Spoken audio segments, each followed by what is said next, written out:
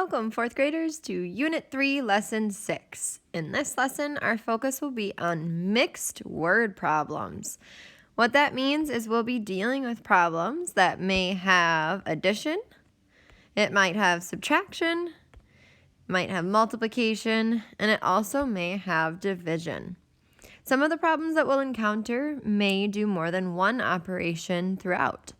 So we have two examples here that I'm going to show you, and that will get us started in our lesson. So the first one here says, Janita had 5 baskets of apples with 10 apples in each basket. She gave away 2 baskets. How many apples does she have now? So the key pieces of information that are important here is the fact that she has 5 baskets of apples with 10 apples in each basket, and that she gave away 2 baskets. So the fact that she's giving these baskets away means I'm going to have to subtract them from the total of 5 baskets. So 5 minus 2 will give me how many baskets she has. So I know that Janita has 3 baskets left after she's given away the 2 of them. Therefore, I can figure out how many apples she has now by using the information from earlier here where it said she has 10 apples in each basket. So if she has 3 baskets and 10 apples in each basket, I can use multiplication to solve for how many apples that would be. So I'll use A for apples as my variable. So in this case, I know that Janita has 30 apples. So this first example, jumping right out of the gate, ready to go, involved both subtraction and multiplication. So that was a multi-step problem. You may run into a few just like that today where you have more than one operation. Let's go ahead and look at example number 2. This one says, Eliza has $15.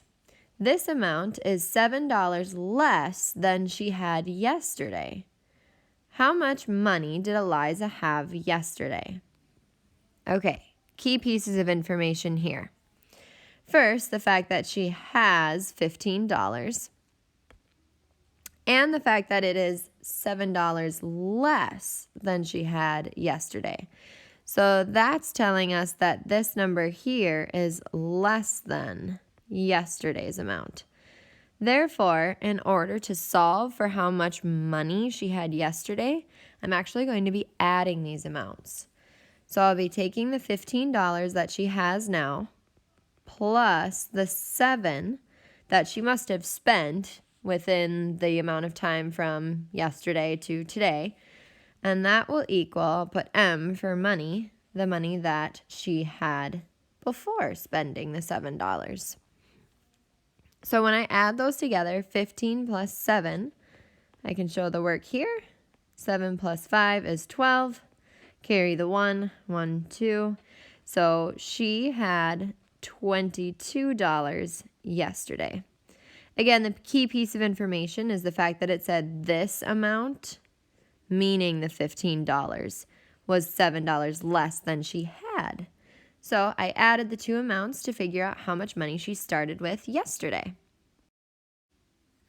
I have one more example to show you before I let you go on to try a few on your own and then work on your homework. This example says, Jason receives $5 each week for his allowance.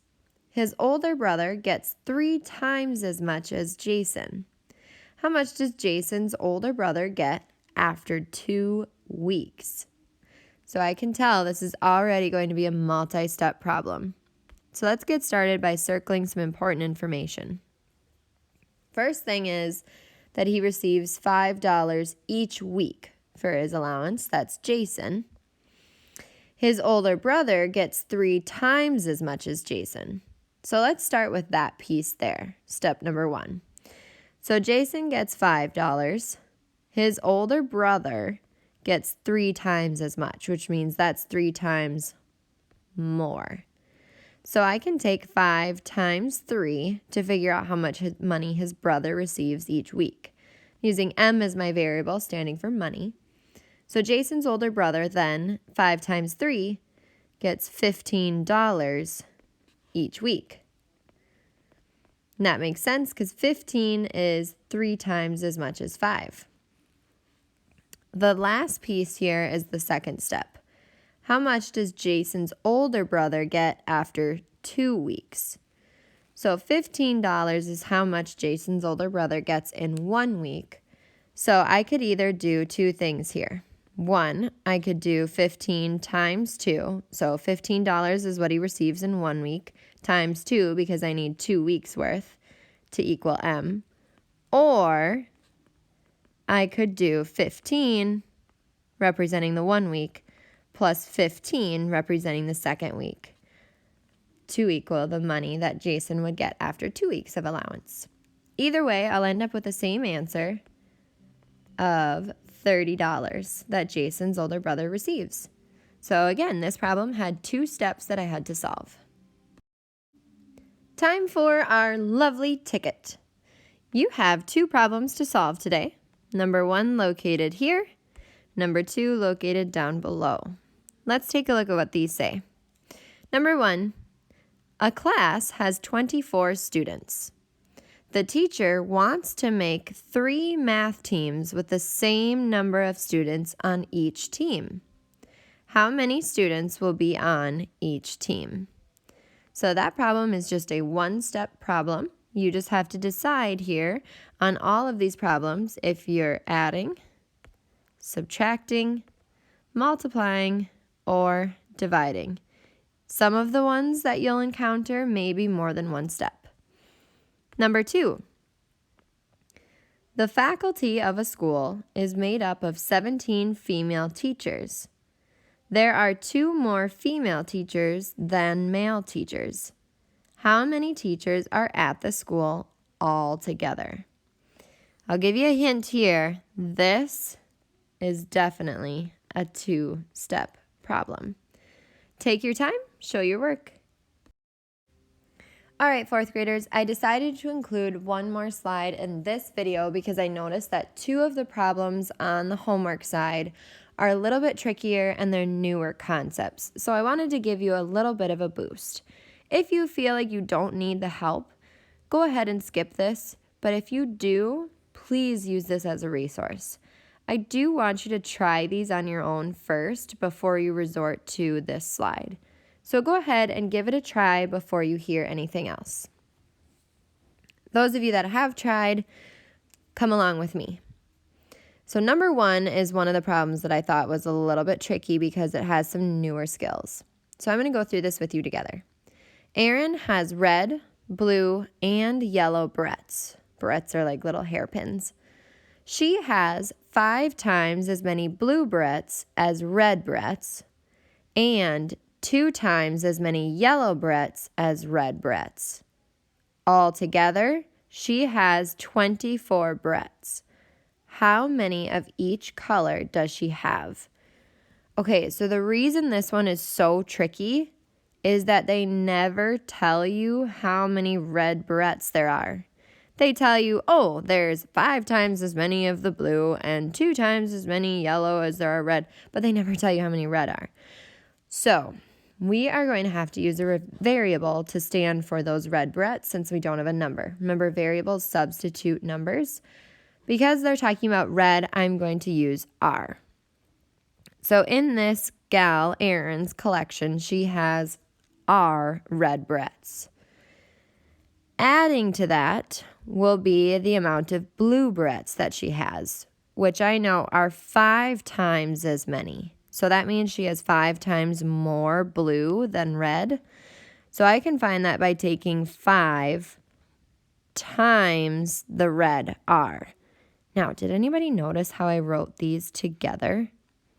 Anytime you see a number and a variable next to each other, that means multiply. Always remember that. Number next to a variable, multiply them.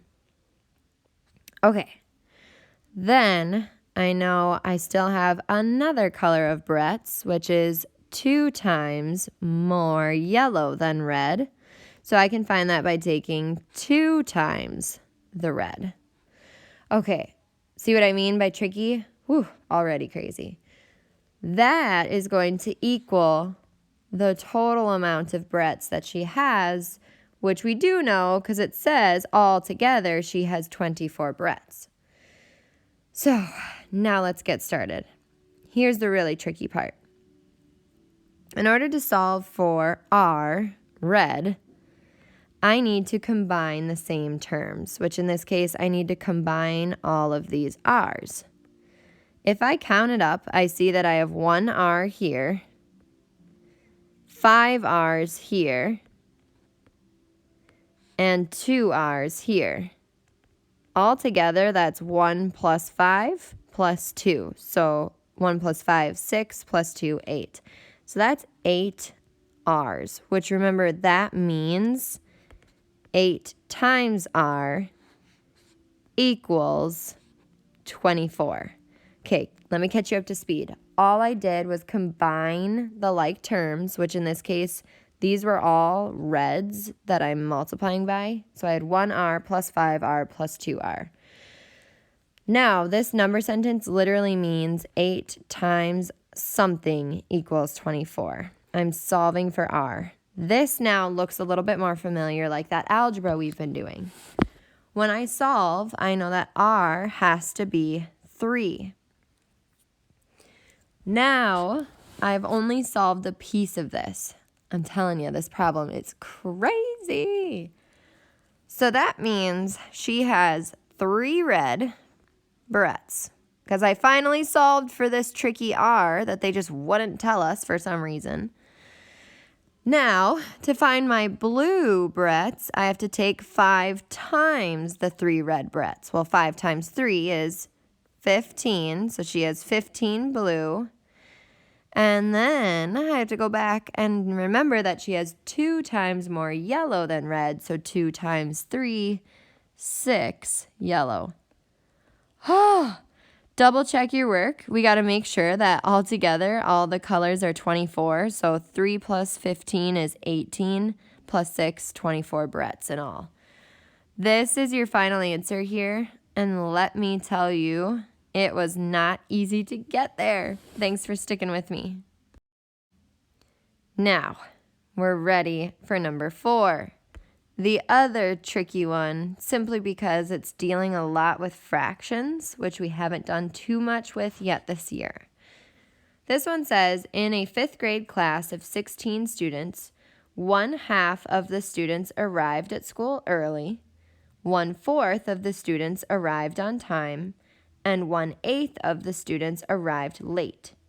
On that day, how many students were absent? So the first thing you need to do is solve for these fractions of kids out of 16. So the first one, 1/2 that arrived early, we have to find 1/2 of 16. Think of this as taking 1/2 of 16 as 16 divided by 2.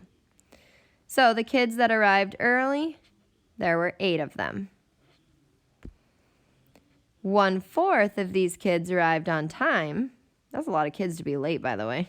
Anyway, 1/4 of the students arrived on time, so 1/4 of 16 is essentially taking 16 and dividing it into 4 equal parts.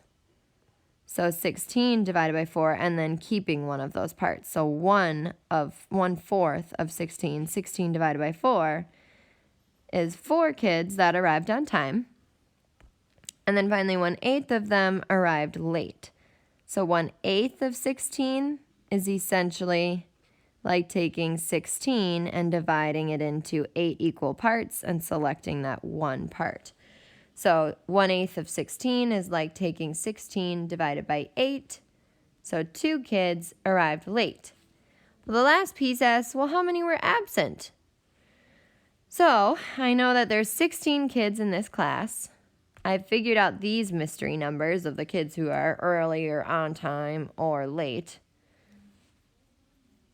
So I add that together, 8 plus 4 plus 2 to figure out how many students are now at school.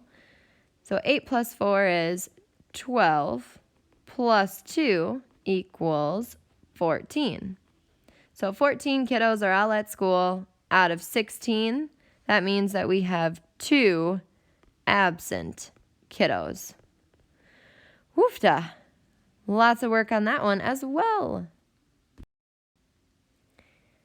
I just wanted to give you a little bit of help on those tricky homework problems. So I hope that was helpful to you. Thank you for sticking with me through these 2 tricky problems. Great job.